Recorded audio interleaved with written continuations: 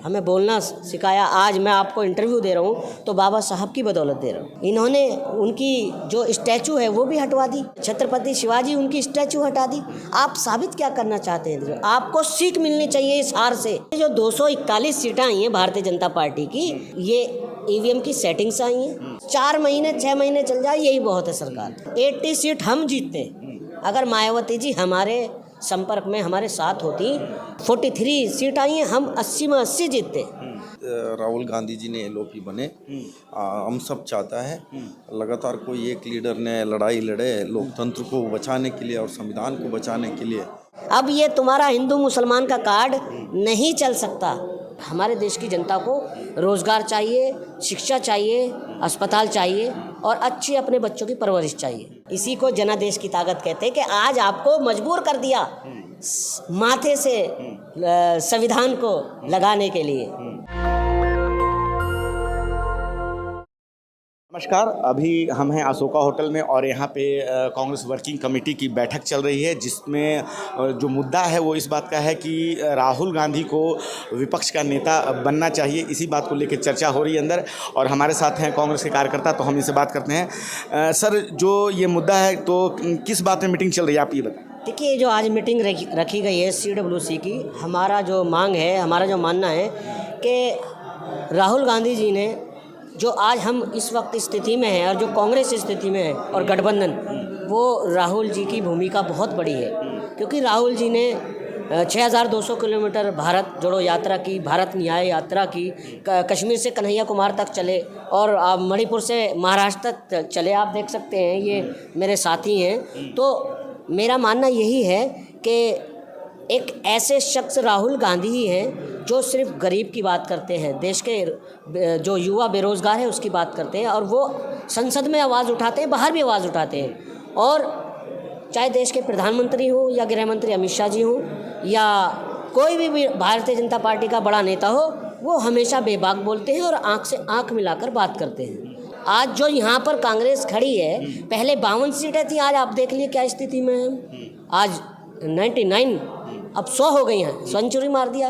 तो बहुत अच्छी भूमिका रही है राहुल गांधी जी की, और उनको विपक्ष के नेता बनाना चाहिए। क्योंकि जैसा कि उनको राहुल गांधी के साथ उनका घर छीना गया, उन पर फर्जी केस लगाए गए, तो राहुल गांधी जी देश की जनता की बात करते हैं, देश के गरीब की बात करते हैं। राहुल गांधी जी अडानी अंबानी पूंजीपतियों की बात नहीं करते। और कहीं ना कहीं ये जो मीटिंग रखी गई है, जो थोड़ी बहुत हमारी कमोबेशी है, कमियां हैं, उस पर भी बात हुई है।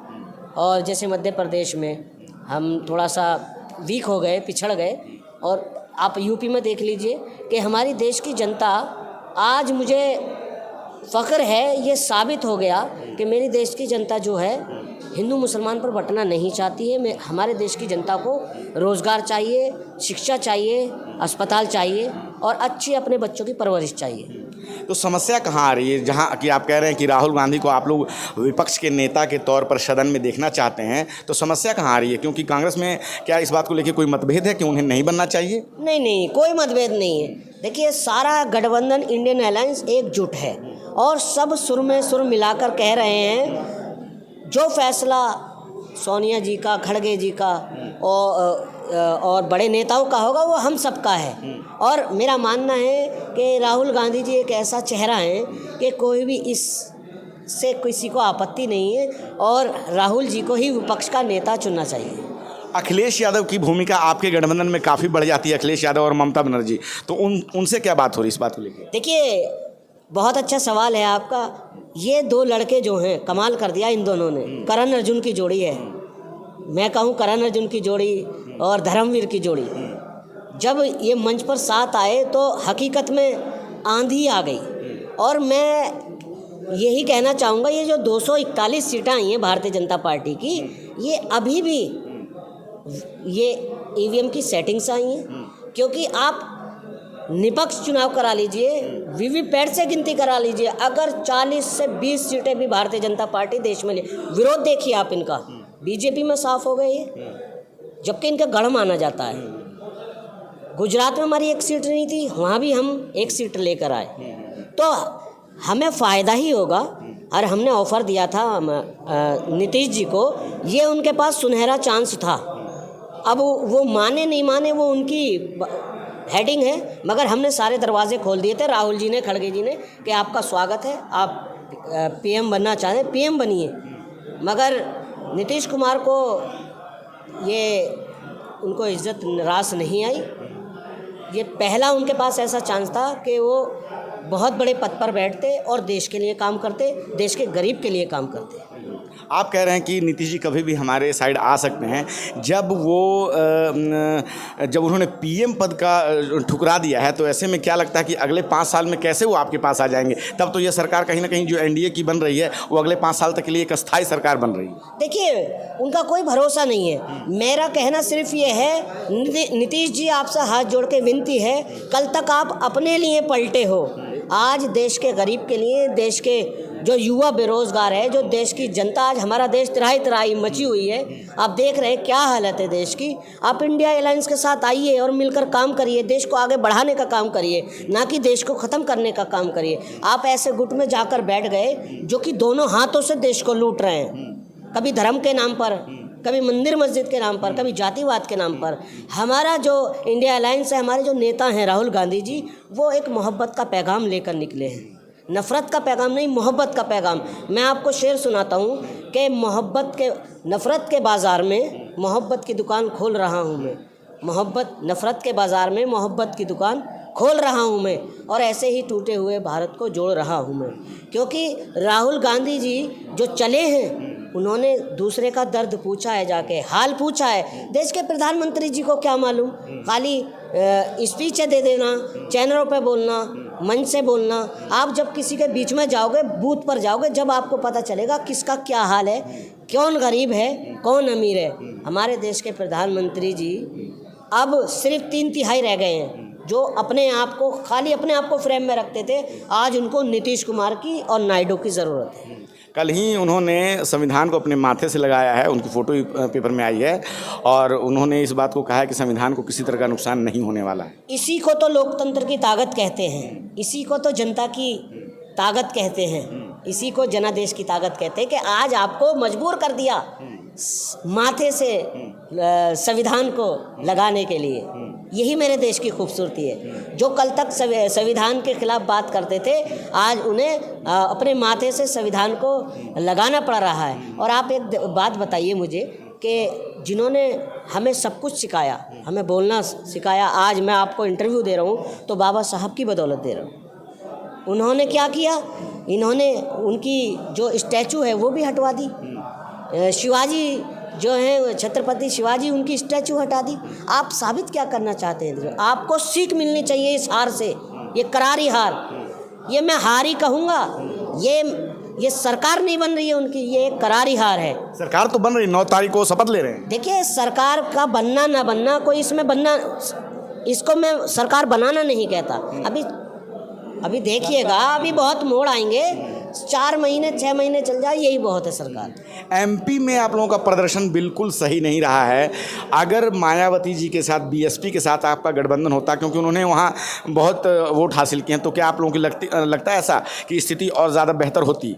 देखिए, मैं शुरू से ही कहता था, हर इंटरव्यू में कहता था कि बहन मायावती जी देश के हक में आएंगी, और वो अगर शायद आ जाती तो बहुत ही अच्छा बेनिफिट मिलता और उनको भी फ़ायदा होता, क्योंकि कांग्रेस पार्टी ने, पूरे इंडियन अलायंस ने उनको ऑफ़र भी दिया था। सोनिया जी जो हमारी नेता हैं, उन्होंने भी कहा था कि हम एकमात्र चेहरा मायावती जी को पीएम का बना देंगे। मगर पता नहीं क्या किस दबाव में है, मैं ये कह नहीं सकता। और उनसे हमें बहुत बड़ा नुकसान हुआ है, हमारा वोट कटा है, यानी कि बटा है वहाँ पर मध्य प्रदेश में। तो कहीं ना कहीं मायावती जी इंडिया अलायंस का, यूपी में भी अगर वो साथ होती तो और बेहतर रिजल्ट नहीं होता? अभी जो आप लोगों के पास 43 सीटें हैं, 43 सीट्स है, अगर बहन मायावती साथ होती तो क्या ये रिजल्ट और बेहतर नहीं होता यूपी में? मैं कहता हूँ इतना बेहतर होता कि 80 सीट हम जीतते। अगर मायावती जी हमारे संपर्क में, हमारे साथ होती तो अब तो हमारी 43 सीट आई हैं, हम 80 में 80 जीतते। देखिए क्या हुआ, कितना बड़ा नुकसान हुआ, 20-0 हो गई बिल्कुल। क्योंकि देश की जनता समझ चुकी है, दलित, पिछड़ा, अगड़ा समझ चुका है कि हमारे लिए बोल कौन रहा है, हमारी आवाज़ कौन उठा रहा है, हमारे लिए बात कौन कर रहा है। और बात कर रहे हैं राहुल गांधी। दलित को बचाने की, इस देश की संस्कृति को बचाने की, इस देश के स्वाभिमान को बचाने की बात कर रहा है, एक सुर में बोल रहा है, तो वो है राहुल गांधी।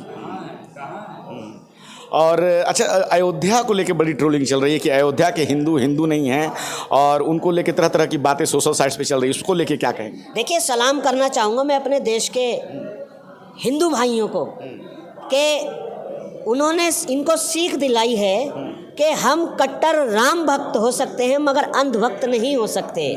अब ये तुम्हारा हिंदू मुसलमान का कार्ड नहीं चल सकता। ये देश जो चलेगा अमन से, शांति से, भाईचारे से और एकता से चलेगा, ना कि नफ़रत से चलेगा। जैसे कि अब मानिए राहुल जी ने, ये मैंने आपको शेर सुनाया, और हमारे देश के प्रधानमंत्री इसका उल्टा कर रहे हैं कि मोहब्बत के बाज़ार में नफ़रत की चाय परोस रहा हूँ मैं, मोहब्बत के बाज़ार में नफ़रत की चाय परोस रहा हूँ मैं, और ऐसे ही जुड़े हुए भारत को तोड़ रहा हूँ। अब उनको समझ आ गई है कि वक्त किसी का नहीं होता। आपने देखा होगा बलराज साहनी की वक्त फिल्म है, कहते हैं कि बड़ा निवाला खा ले बड़ी बात ना बोले। वक्त जो है एक ऐसी आंधी आई राहुल गांधी की कि पूरी बीजेपी को तबाह कर गई। 100 सीटें आई हैं, लेकिन आप लोग इस तरह से दावा कर रहे हैं जैसे कि आपने बहुमत का आंकड़ा पार कर लिया है, क्या ये बात सही नहीं? देखिए, एक सीट थी हमारी बीजेपी वहाँ यूपी में, तो जब से भारत जोड़ो न्याय यात्रा हुई, भारत जोड़ो यात्रा हुई, तो हमारा गिराव बढ़ा। राहुल गांधी जी को समझा लोगों ने कि अगर इस देश को कोई आगे बढ़ा सकता है तो सिर्फ वो है राहुल गांधी।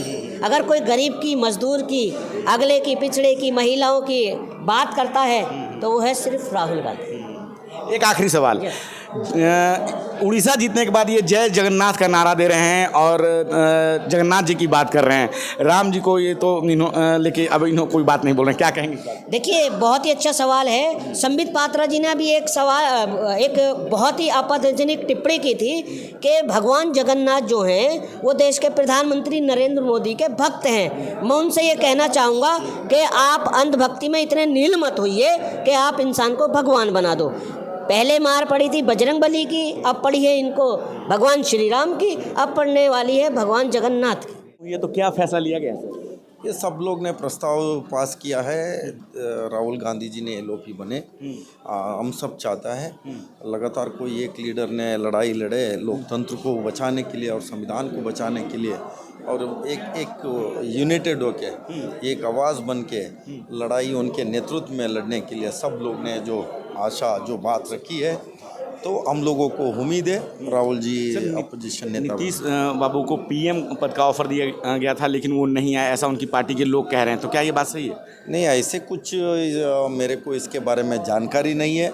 अभी जो ये सारी चीज़ बीजेपी का व्हाट्सएप यूनिवर्सिटी का बात है, तो इस पे मैं ज़्यादा ये नहीं करूँ। तो आपने सुना कुमार विशु साहब को, जिन्होंने साफ साफ इस बात को नकारा कि ऐसी कोई बात जानकारी में नहीं कि जो कांग्रेस की ओर से प्रधानमंत्री पद का जो है नीतीश कुमार को ऑफर किया गया था। क्या है आपकी राय? आप अपनी राय हमें कमेंट में ज़रूर बताएं। मैं रंजय कुमार, कैमरामैन श्रवण के साथ। नेशनल दस्तक की आपसे गुजारिश है कि अगर इसको बचाना चाहते हैं तो नेशनल दस्तक को सब्सक्राइब करने के लिए रेड कलर के सब्सक्राइब बटन को दबाएं, फिर बेल आइकन की घंटी दबाएं। नेशनल दस्तक को बचाने के लिए बहुत ज़रूरी है कि हर खबर को शेयर करें, लाइक करें, कमेंट जरूर करें।